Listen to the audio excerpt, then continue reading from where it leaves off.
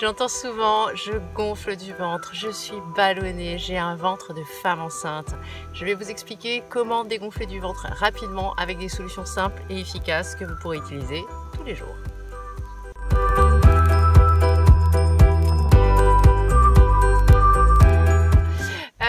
Donc j'entends souvent, je gonfle du ventre. Bienvenue sur ma chaîne Nature Audrey, je suis naturopathe en exercice depuis 2008 en Calédonie et je suis là pour vous expliquer des solutions simples et évidentes à mettre en place au quotidien pour améliorer votre santé.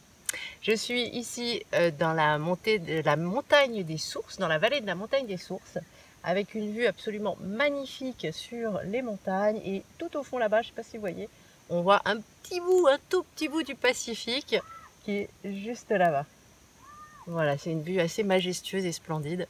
Donc voilà, je suis ravie une fois de plus de vous faire découvrir un endroit incroyable.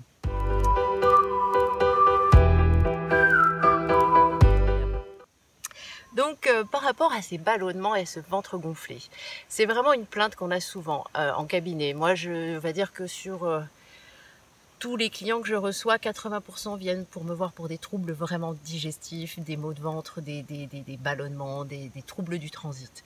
Donc la première chose que j'invite à faire, c'est d'observer ce que vous mangez.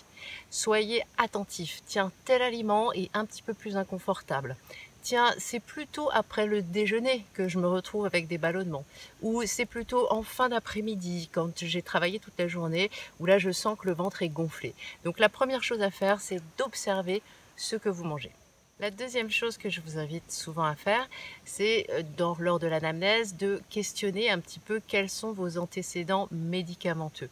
En effet, si vous avez pris beaucoup de traitements antibiotiques, si vous avez pris la pilule sur une très longue durée, si vous avez pris des traitements contre l'acné, si il y a eu des prises de médication particulières, tout ça peut avoir altéré votre microbiote, c'est-à-dire votre flore intestinale, et faire que certaines bactéries vont proliférer aux dépens d'autres bactéries qui vont être bénéfiques.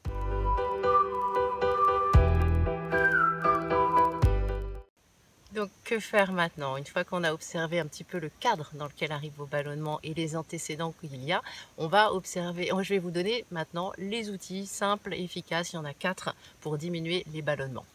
Les premiers, c'est de manger calmement, assis, dans le calme et de mastiquer.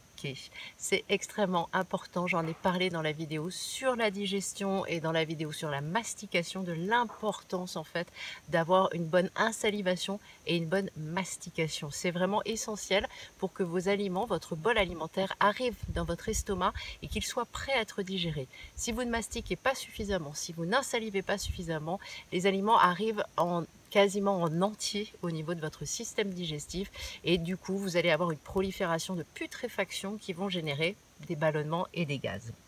Ensuite, bien sûr, diminuer les crudités, les fruits et les fibres.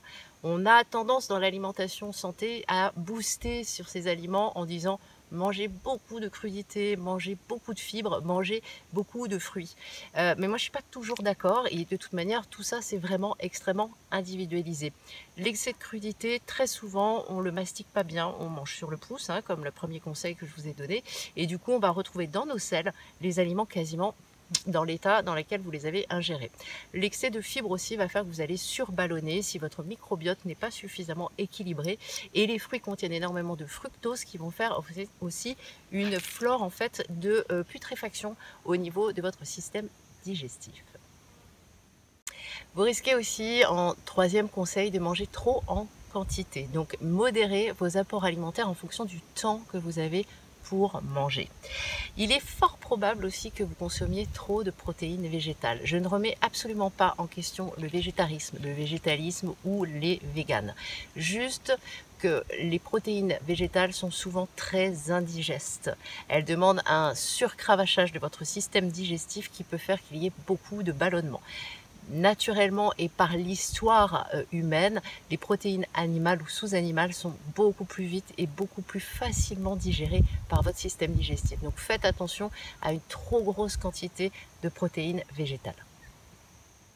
Voilà, je vous remercie de m'avoir suivi. J'espère que ces conseils vous auront apporté des solutions et des outils pour vous sentir mieux au niveau de ce ventre qui ballonne et qui gonfle et qui gaze beaucoup. Petite astuce aussi, hein, si vous êtes en réunion et que vous avez mal au ventre, que vous avez mal au ventre et que vous avez besoin d'aller péter, d'aller évacuer vos gaz, c'est toujours très délicat quand on est au travail ou quand on doit se déplacer aux toilettes. Donc il y a une huile essentielle que j'aime bien, mais attention, n'en abusez pas. C'est l'huile essentielle de camomille romaine. Soit vous la prenez avec une petite goutte d'huile essentielle, sinon vous la prenez en infusion, ça va déspasmer le digestif et favoriser une meilleure digestion. Ça, c'est la petite astuce. Je vous remercie de m'avoir suivi. Si vous pensez que cette vidéo peut être utile à quelqu'un, n'hésitez surtout pas à la partager. Si vous souhaitez continuer à me suivre, cliquez sur s'abonner. La petite cloche vous envoie les notifications pour avoir les futures vidéos. Et moi, je vous embrasse bien naturellement.